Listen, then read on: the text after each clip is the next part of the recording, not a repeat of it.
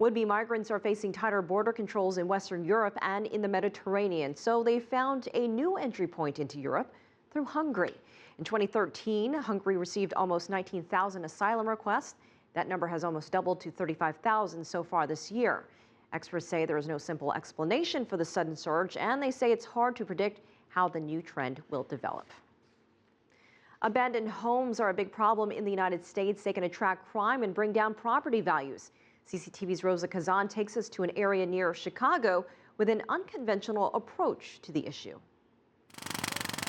Even on a rainy day, a crew of 10 inmates from the Cook County Jail is at work, demolishing a multi-unit townhouse south of Chicago in the village of Dixmoor.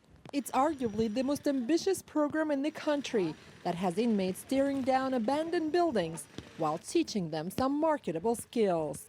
We're learning how to recycle, reuse, and dispose the stuff that we don't need. Like that, we're recycling and putting the stuff in the dumpster. I learned how to work a jackhammer, how to properly dispose of debris, how to deconstruct a house. I've learned how safety goes, PPE all the time. I've learned how to abate certain things like mold, asbestos. The program is called Restoring Neighborhoods Workforce, the brainchild of Cook County Sheriff Thomas Dart. He wanted to find a way to use inmates to help communities still struggling in the wake of the Great Recession.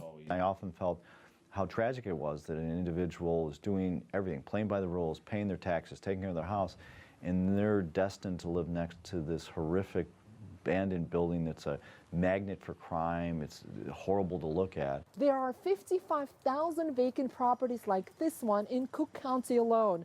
Most of the times they cannot be rebuilt or restored, and local governments often don't have the money to bring them down themselves.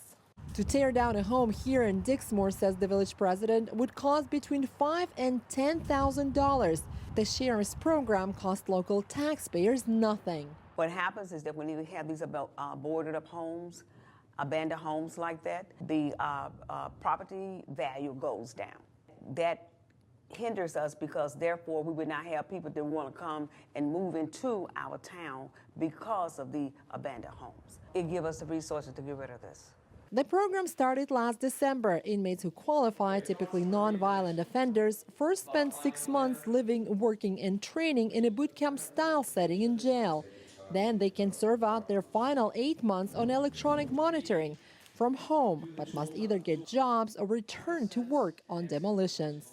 When they go out and they're interviewed for another job, they can say, yeah, I've done that. I the past 14 months I've spent learning and actually working on projects and actually using these tools. But for some inmates, the benefits don't stop at job training. It's a good sense of accomplishment when you're doing things like this and you see people from the community come up and tell you good job and thank you. It gives you a sense of pride. Roza Kazan, CCTV, Chicago.